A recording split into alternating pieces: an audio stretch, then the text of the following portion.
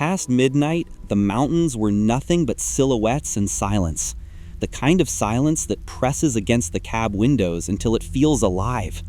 My rig's engine was the only heartbeat left in that stretch of Appalachia. FM stations had long since dissolved into static, so I let the hum of diesel and the creak of suspension keep me company. They say sound travels differently in these hollows. I believe it. Shouts vanish before they reach the treetops. Horns die without an echo. Even my headlights seemed to dim, devoured by the dark curves ahead. Every mile marker looked identical, leaning, rust-bitten, filmed with mist. I'd been on the road for 14 hours straight, hauling a shipment of insulated wire from Columbus to Richmond. Dispatch rerouted me after a bridge on I-64 collapsed. Now I was pushing the rig through back roads locals call the Devil's Backbone. The GPS blinked like it wanted to quit first. At 12:47 a.m., a shape cut through the monotony, something glinting pale in the distance, hovering above the asphalt. A few seconds later, it pulsed again, rhythmic and deliberate, like headlights but off-tempo. I lifted my foot from the accelerator. The CB radio hissed, catching a single word between bursts of static. Don't. Then silence. When the light blinked a third time, closer now, it wasn't traveling, it was waiting. I should have remembered what that miner told me at the diner. Never stop for lights on the road.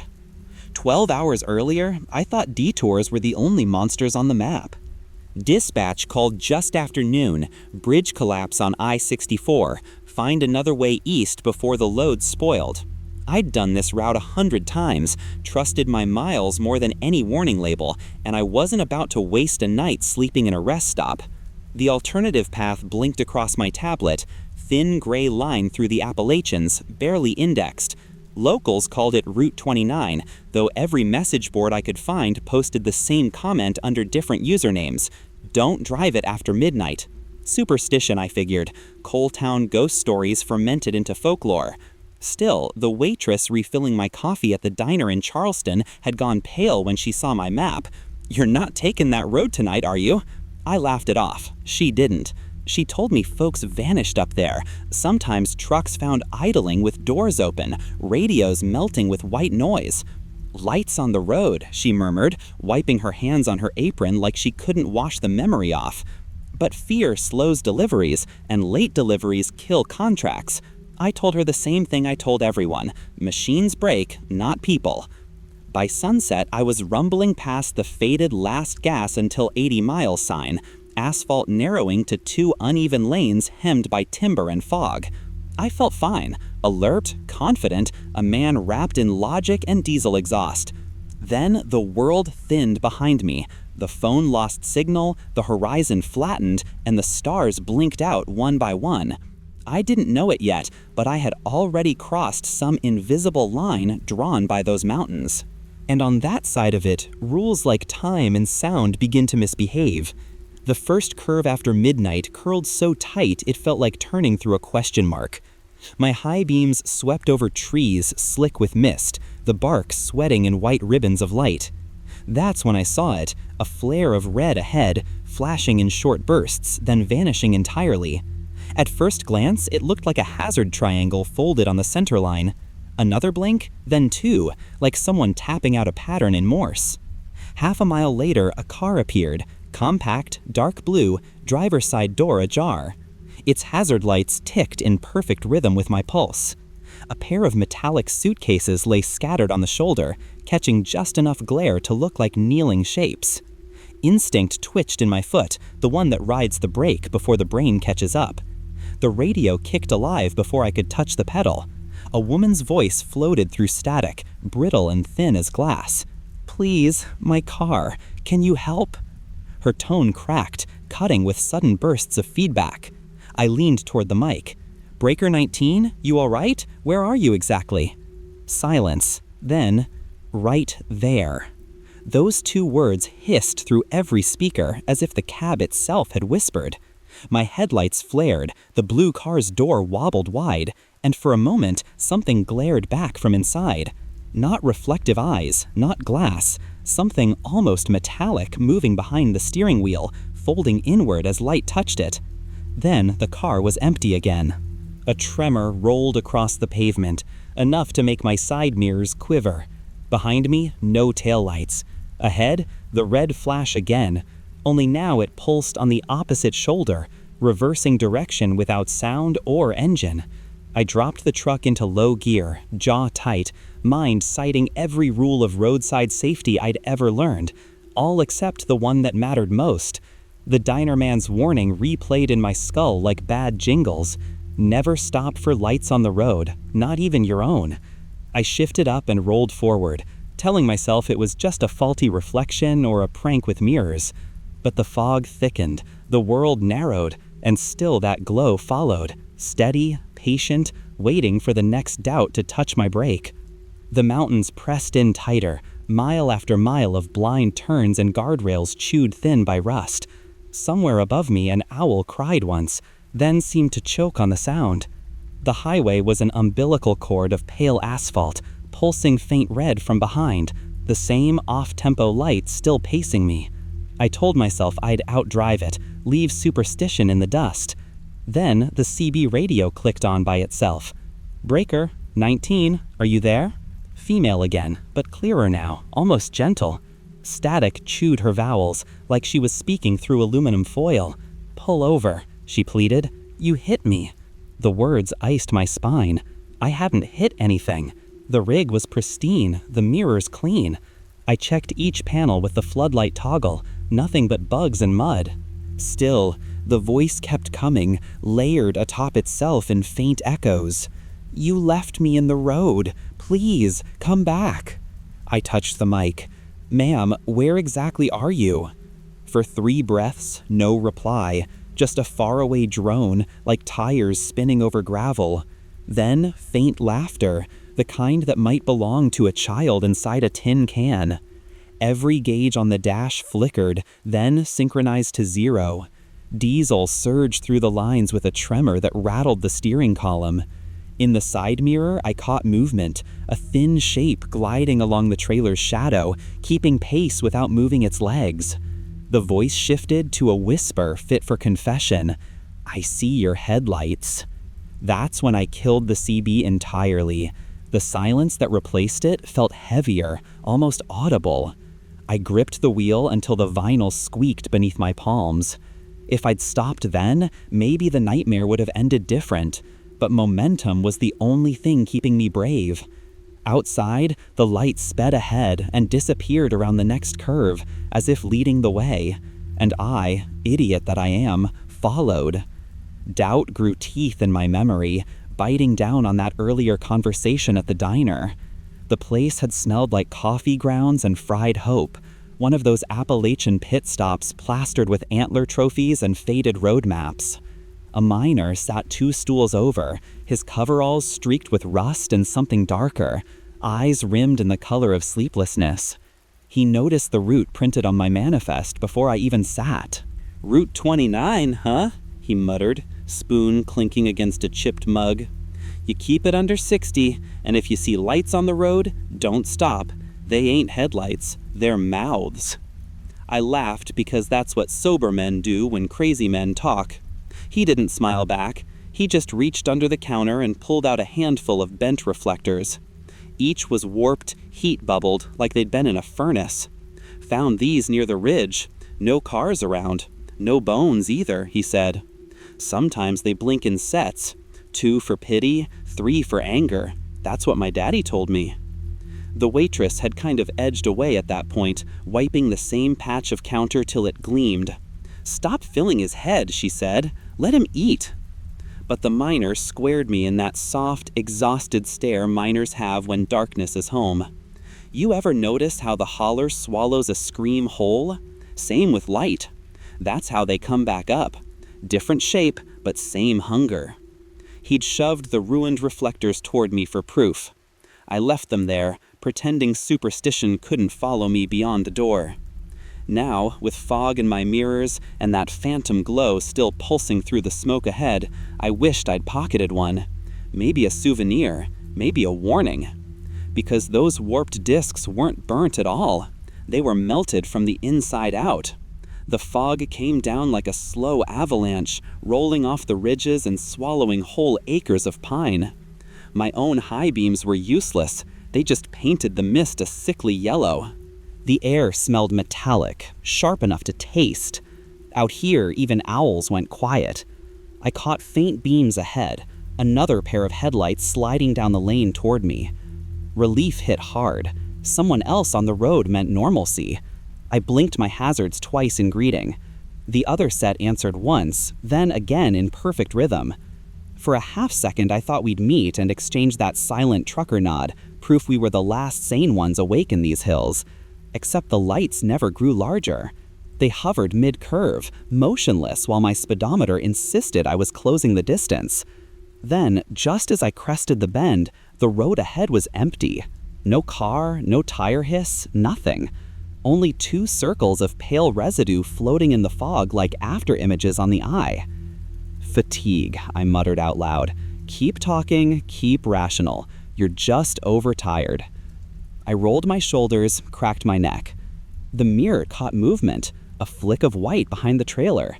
Twin spots again, pacing me, glowing faint, then bright, as if the curve itself had learned how to hunt.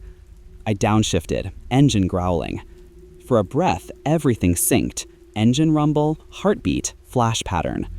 Then another sound joined in, soft and wet. Feet dragging asphalt. Whatever followed wasn't driving. I saw it once in full. Human height maybe, but half transparent, built from the same fog it walked through. Each pulse of light outlining bones that weren't quite in the right places. Its hands grazed the road, leaving streaks that smoked like hot rubber. I slammed the accelerator. The apparition stretched forward, light spilling from its chest like a blown headlight. The CB crackled again, one distorted syllable. Stay. I didn't wait for the rest. The truck roared through the mist as the glow winked out behind me, and the smell of ozone filled the cab. For the next mile, every distant reflector looked like another face trying to form. I told myself I wouldn't slow down again, but the holler turned mean. 1-lane bridge, switchback, blind grade, steep as guilt. Then came the flicker ahead, bright enough to shrink the distance between now and terror. A silver sedan sideways across the road, door hanging open, hazards thudding in that slow cardiac rhythm. Steam hissed from under the hood, whether from heat or from something else breathing I couldn't tell. I eased the rig onto the shoulder, just long enough to check, I argued with myself. Somebody could be bleeding out. That excuse fit neatly over fear. I grabbed the flashlight and stepped into air so cold it felt wet. The pavement clicked under my boots. Inside the car, the radio whispered static shaped like words. My beam swept the seats. Empty bottles, a child's shoe, dashboard cracked into a grin of plastic edges. Then the radio grew clear. My name. Full, correct, said the way only my mother did when she was angry. I stepped back hard enough to stumble into the gravel. The flashlight stuttered, dying, reigniting on its own.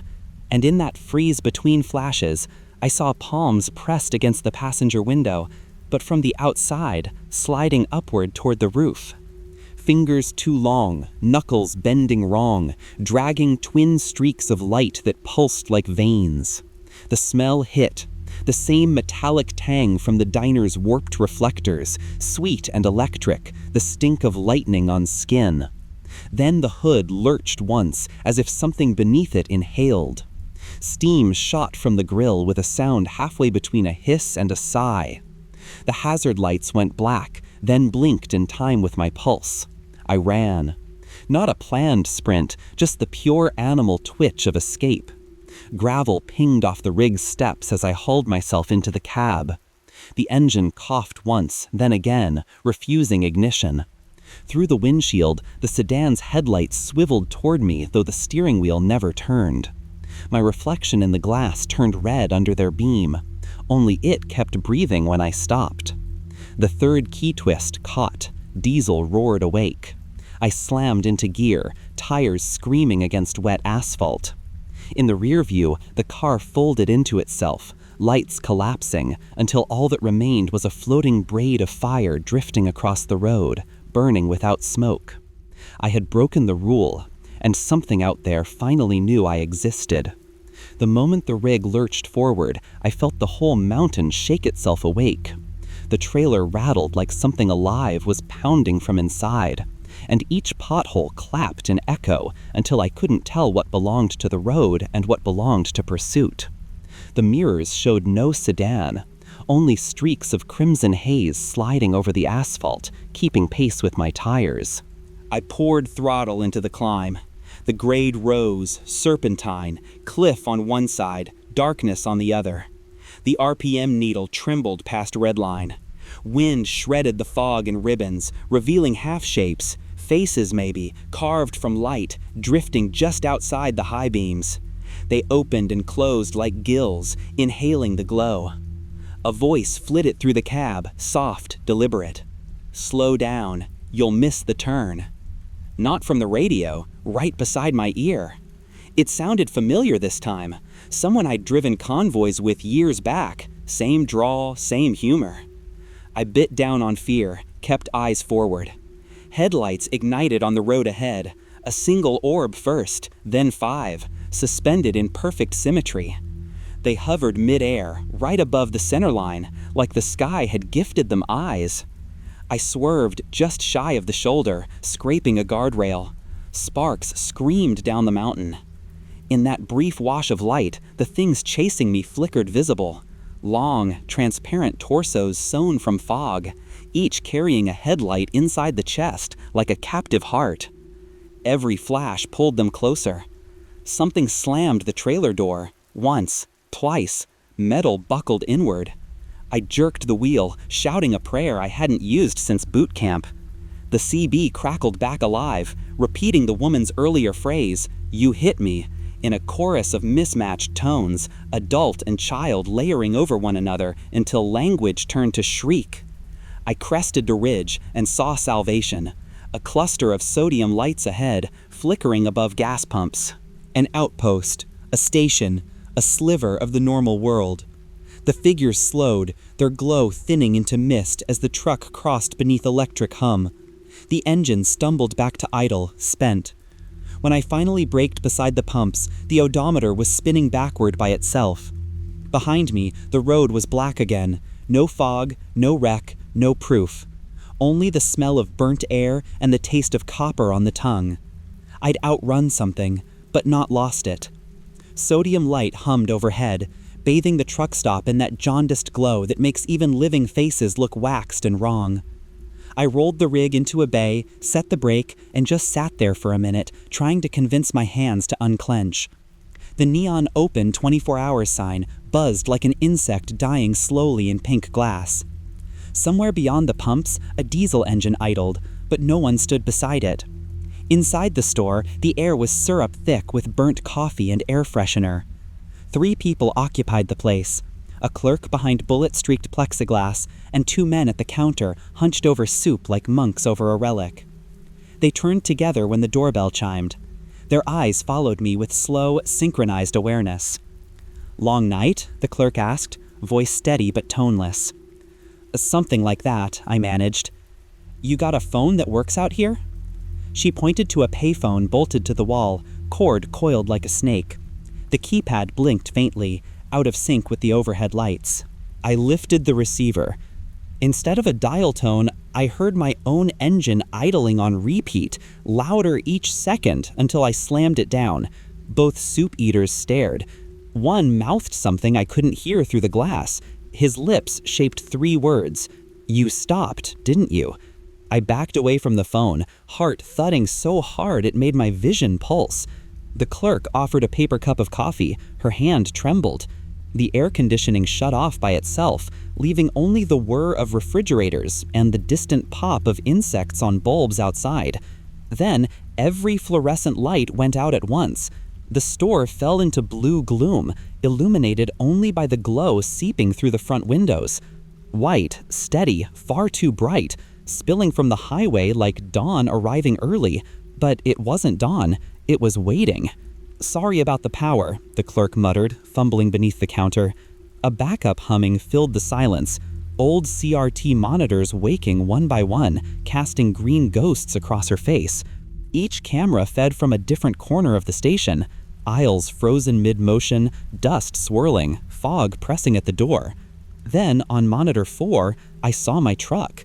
It sat perfectly centered at the pumps, engine off, lights dead, no driver inside. For a moment, I blamed a delay in the feed, but the timestamp read 12:13 a.m., 30 minutes earlier. I felt the rise of each hair on my forearm. Sometimes the loops run backward, the clerk said quietly, as if it were normal. Then she ducked, drew out a cardboard box thick with unlabeled VHS tapes. Every spine carried the same date, handwritten in blood-colored marker, Route 29, midnight. "You can look," she whispered. "People like to know if their faces turn up." The older man from the counter shuffled closer, eyes gone cloudy as old milk. "Plays the same every time," he rasped. "Starts with headlights, ends when they blink out." I took a tape. It felt warm, pulsing faintly under my thumb. She slid it into a player older than both of us. The screen stuttered through snow before clarity snapped in. My truck again, except the frame held a dozen others, lined in identical formation like mirror images stretching down the lot. Every cab had a passenger inside, every passenger looking this way. Then a flash. The picture burned white and reset to black. Milliseconds later, a final frame remained. Myself sitting in the convenience store chair I occupied now, staring at a screen. I blinked and watched that version blink a half-second later. The clerk leaned close and asked in a tired, flat voice, "First time through?" The words landed like a sentence, not a question. Behind the glass, the lights outside flickered back to life. 1, 2, 3, like cameras ready to start recording again. The clerk didn't wait for me to speak. She kept her eyes fixed on the monitors, voice drifting like someone quoting scripture. "They show up every few weeks. Drivers, hikers, once a deputy. The road records them, like photos made of light instead of paper." Outside, the row of lamps along the pumps glowed steady and perfect again. Too perfect. Not a flicker, not a single moth daring the heat. The older man nodded toward the glass. "Every headlight that dies out there leaves a piece behind. Electricity, blood, don't matter what you call it. It remembers the living shape." I stared at the frozen tape loops on the screen, the twin rings of light hovering where cars should be. Each rhythm looked familiar. One flashed in the same offbeat pattern my hazards had made when I stopped for the sedan. "Them things aren't ghosts," he added. "They're leftovers. Same charge your headlights carry. They feed on brake lights most. Every time someone slows down, the road gets a new memory to chew." It clicked like a gear catching. The hazard lights, the imitation of voices, the metallic smell after the flare vanished. The mountain wasn't haunted, it was recording. Everything that ever bled there still ran on its power grid. I asked, "So if I keep driving?" "Maybe you fade out of range," the clerk said. "Maybe you just join the playback." The monitors dimmed all at once, screens drowning to black, except for one, mine. My truck sat under the canopy, but a second silhouette now idled inside the cab, its head of light angled toward the camera. The speaker hissed, soft as breath. "Drive careful," the recording whispered back, in my own voice. Dawn should have been only an hour away, but outside everything still looked strangled in night.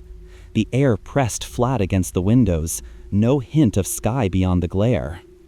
I left the clerk with her box of tapes and walked out under the canopy, every instinct screaming that movement was safer than stillness.